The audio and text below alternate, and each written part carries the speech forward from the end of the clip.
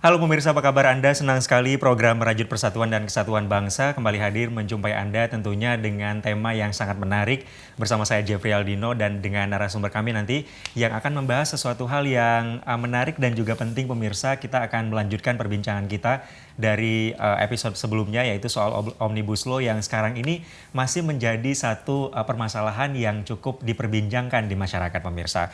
Tema kita hari ini adalah Omnibus Law percepat pertumbuhan ekonomi Indonesia karena kalau kita lihat memang peraturan yang ada di Omnibus Law ini harapannya adalah bisa mempercepat pemulihan ekonomi di Indonesia. Dan untuk membahas itu seperti biasa sudah hadir bersama kami yaitu Deputi 7 Badan Intelijen Negara Bapak Dr. Wawan Hari Purwanto. Pak Wawan, apa kabar Pak? Sehat Pak? Alhamdulillah. Terima kasih kembali Pak udah hadir lagi bersama Sama-sama. kita di Merajut Persatuan dan Kesatuan Bangsa kali ini. Ya. Ini kita masih membahas soal Omnibus Law Pak, tapi tema kali ini adalah soal pertumbuhan ekonomi. Ya. Bagaimana cara agar undang-undang ini bisa mempercepat pertumbuhan ekonomi. Saya mau ke pertanyaan yang pertama. Sebelum kita bahas soal pertumbuhan ekonomi, kalau kita lihat soal Omnibus Law ini masih banyak masyarakat kemudian buruh, aktivis, wartawan, masyarakat masih masih merasa banyak sekali di luar sana yang merasa yang ada kegaduhan di kalangan beberapa profesi ini. Ini yang mereka masih menolak undang-undang dari Omnibus Law ini, Pak. Pak Wawan melihatnya seperti apa, Pak? Ya, penolakan itu kan karena memang belum paham. Banyak juga yang memang belum memahami esensi. Mungkin sekalian dari juga Pak semuanya bisa itu. diberikan penjelasan kepada pemirsa yang ada di rumah soal esensi dari Omnibus Law ini, Pak. Apalagi Cipta Kerja, Pak. Betul. Yang jelas kalau karena ini sinergi dari 79 undang-undang jadi satu ya pasti banyak belanja masalah ya. Ada 1.200 belanja masalah. Yang tentu saja juga pemahaman publik juga masih meraba-raba. Ada apa ini? Kemudian juga mereka membacanya kan tidak mungkin secara keseluruhan gitu enggak. Dia juga membaca potong-potongan, kemudian juga terbawa sejumlah isu yang ada, kemudian membaca media sosial, bahkan juga ada juga yang membaca masalah hoax ya. Nah ini yang kebetulan sangat berpengaruh terhadap apa yang menjadi pemikiran dan pemahaman dia. Padahal ini kita ciptakan justru untuk penyederhanaan sistem investasi, kemudian menciptakan lapangan kerja sebanyak-banyaknya, apalagi kita akan mengalami masa-masa di mana sekarang itu pengangguran kan banyak ya. Dan dengan cipta lapangan kerja yang memudahkan investasi, kemudian juga memberikan insentif-insentif real yang sifatnya lebih kepada penyederhanaan, maka akhirnya ini menjadi gaya tarik tersendiri bagi mereka-mereka investor, baik investor asing maupun investor pemula, ataupun para pelaku UMKM, karena mudahnya ini.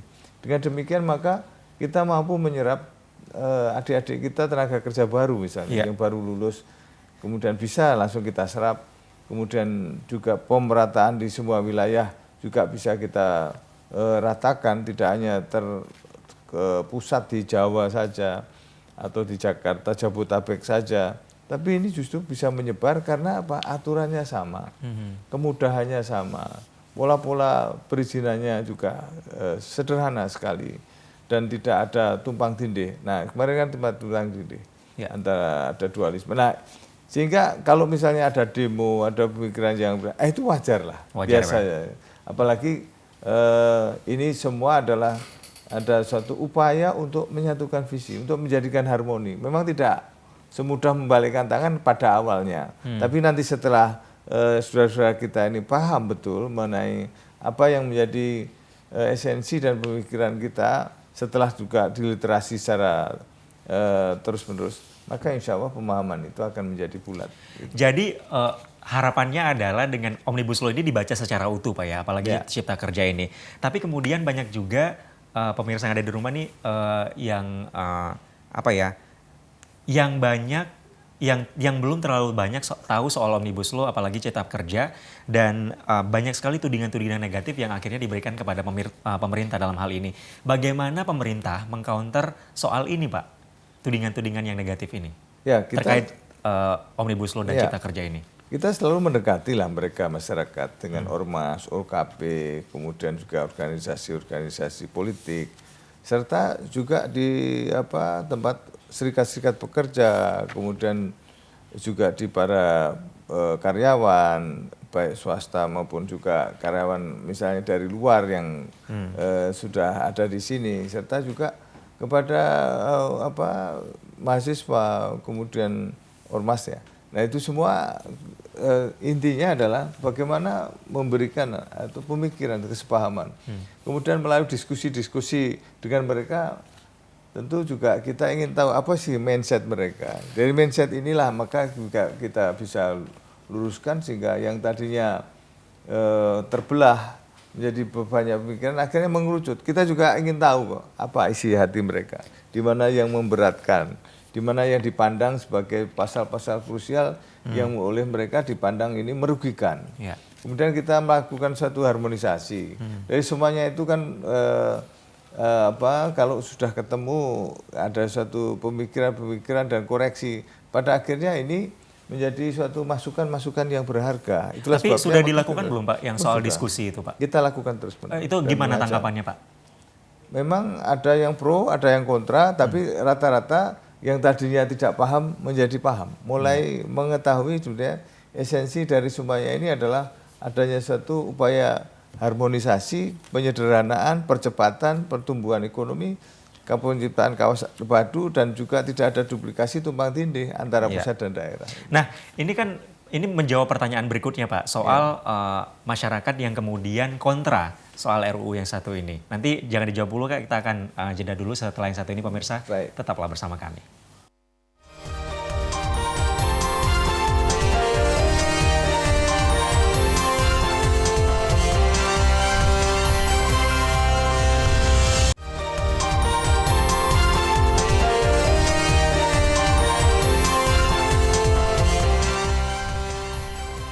Iya, terima kasih pemirsa, Anda masih bersama kami di program Merajut Kesatuan dan Kesatuan Bangsa, dan tentunya tema kita kali ini adalah Omnibus Law, bagaimana caranya mempercepat pertumbuhan dan ekonomi Indonesia pemirsa. Masih bersama Pak Wawan. Pak Wawan, tadi obrolan kita masih terputus soal kelompok-kelompok yang kontra Pak. Bagaimana kemudian pemerintah bisa mengakomodir teman-teman dari kelompok kontra ini Pak? Ya, kita selalu berkomunikasi dan kita ajak dialog. Dan kita undang juga di dalam berbagai kegiatan-kegiatan, termasuk kegiatan yang diselenggarakan oleh Menko Perekonomian maupun juga oleh Kemenaker. Dan mereka juga menjadi pemasok untuk narasumber seperti itu. Meskipun pro kontra itu pasti terjadi ya, karena memang ini harmonisasi dari 79 rancangan dari undang-undang yang ada.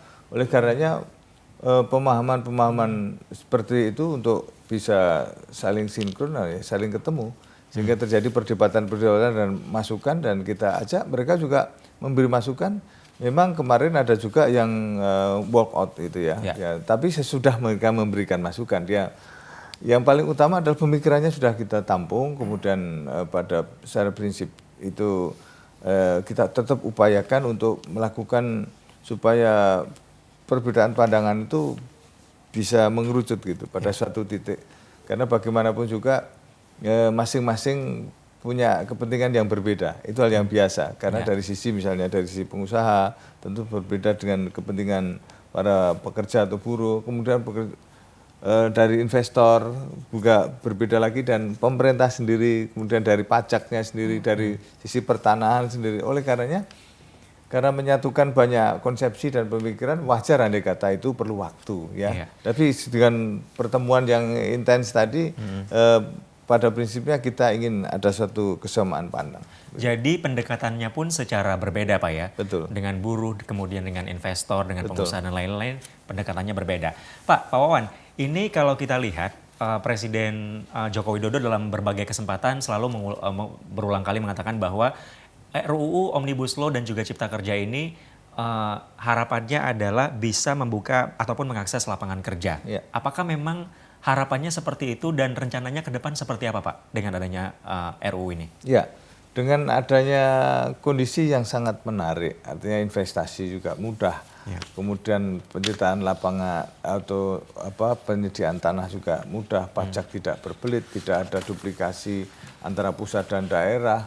Kemudian juga pemerataan juga dari sisi kemudahan-kemudahan untuk mengakses dan mengakses kepentingannya mungkin juga tidak hanya satu bahan baku misalnya, atau juga masalah energi, air bersih.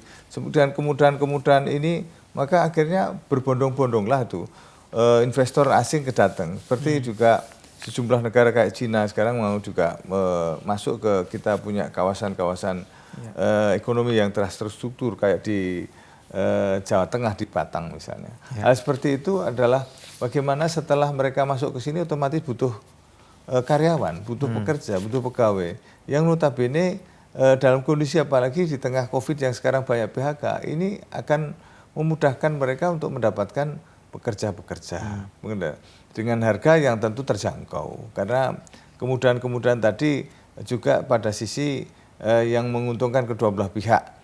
Ya, inilah yang kita inginkan supaya penyerapan tenaga kerja bisa menjadi lebih cepat karena mereka mau turun dan juga tidak tentu pilih-pilih tempat, ya.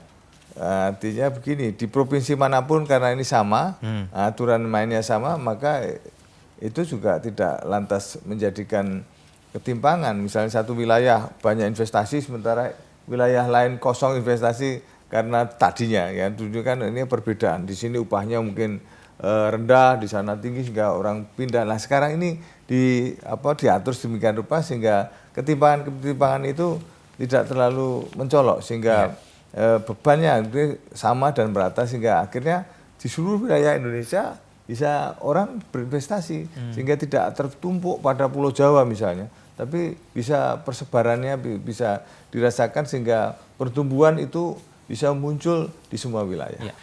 Aturannya sama, berarti regulasinya juga sama, Pak. Itu kan kalau kita bicara soal Omnibus Law dan juga Cipta Kerja, tentunya bukan hanya pemerintah pusat, tetapi juga ada kaitannya dengan pemerintah daerah, regulasinya juga di pemerintah daerah. Tadi Pak Wawan juga sempat menyebutkan soal tanah dan lain-lain. Itu seperti apa, Pak? Sistem regulasinya sudah seperti apa, Pak, sejauh ini? Apakah memang susah untuk melakukan regulasi terkait hal ini atau seperti apa? Dan ada juga yang mengatakan bahwa ini dengan adanya RUU ini akan membuat pemerintah daerah kemudian tidak banyak ambil alih di RUU yang satu ini, Pak. Seperti apa, Pak Wawan? Sebetulnya enggak juga, karena keberadaan tanah itu kan di daerah. Ya, pemerintah pusat akan memberikan satu perizinan, tapi keberadaan tanah berada di daerah. Sehingga daerah atau Pemda itu melakukan pengawasan langsung yang ada di wilayah itu.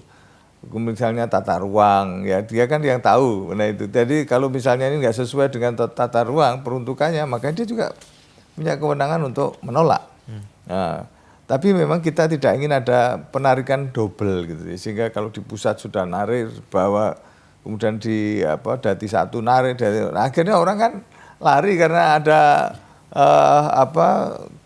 penarikan pajak misalnya yang di sana sini menjadi beban, akhirnya menjadi biaya tinggi, dampaknya produk-produk yang dihasilkan juga menjadi mahal hanya karena untuk menutupi tarikan-tarikan yang tadi. Nah dengan adanya bersama tadi, Pemda seperti dalam sisi pengawasan tetap dilakukan, dia tetap memperoleh manfaat, pusat juga bisa langsung berkoordinasi dengan Pemda tadi, dan investor juga tidak ada pukulan ganda, artinya kena pajak di pusat, kena pajak di dati satu, kena lagi di dati dua, akhirnya mereka hengkang.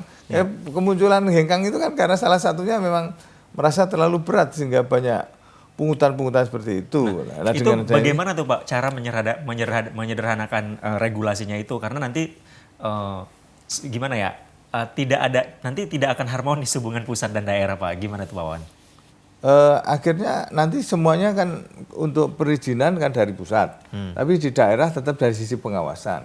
Dan pusat daerah nanti akhirnya ada pajak. Ini pajak tuh juga nanti misalnya sudah terkumpul dialihkan juga ke daerah. Ya untuk yang setiap tahun pada bulan Agustus itu kan disampaikan untuk nota keuangan, yang akhirnya di awal tahun akan diberikan. Dari semuanya itu akhirnya terkoordinasi secara baik, yang notabene tidak ada ganda-ganda tadi dari pungutan, sehingga kita kan ingin investasi ini menjadi menarik. Jadi sederhana Pak?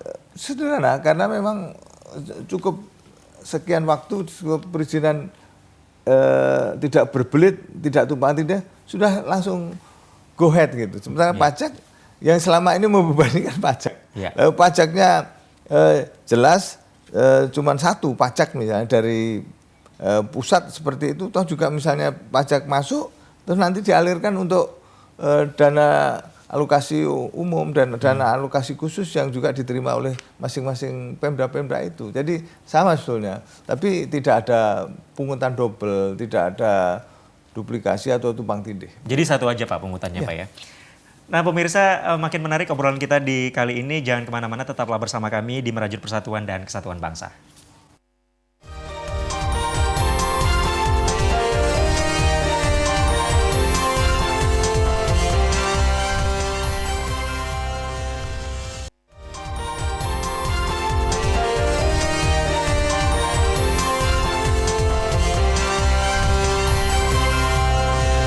Iya, terima kasih pemirsa, Anda masih bersama kami di program Merajut Persatuan dan Kesatuan Bangsa, dan tentunya masih bersama Pak Wawan.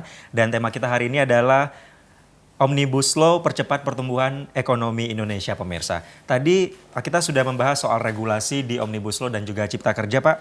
Soal sekarang sesuai dengan tema kita, yaitu percepatan pertumbuhan ekonomi Indonesia, maka kita akan membahas soal pertumbuhan ekonomi Indonesia. Ini kan kalau kita lihat sekarang kondisinya lagi pandemi COVID-19. Dan salah satu stimulus pemerintah adalah dengan adanya program pemulihan ekonomi nasional, Pak. Dengan adanya disahkannya dengan RUU Omnibus Law ini, seperti apa Pak dengan adanya kondisi seperti ini? Dengan program pemulihan ekonomi nasional ini, Pak? Ya memang di masa COVID memang kita agak mengalami kendala ya, di mana kita juga pertumbuhannya minus 5 Pak, sudah minus 5. Ya inilah yang terjadi.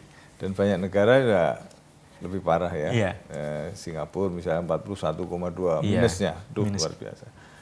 Dan sebelah negara ini maka kita masih terus memberikan satu upaya-upaya di mana pemerintah juga ingin percepatan pemulihan ekonomi, di samping juga tidak mengabaikan dari protokol kesehatan di tengah pandemi ini.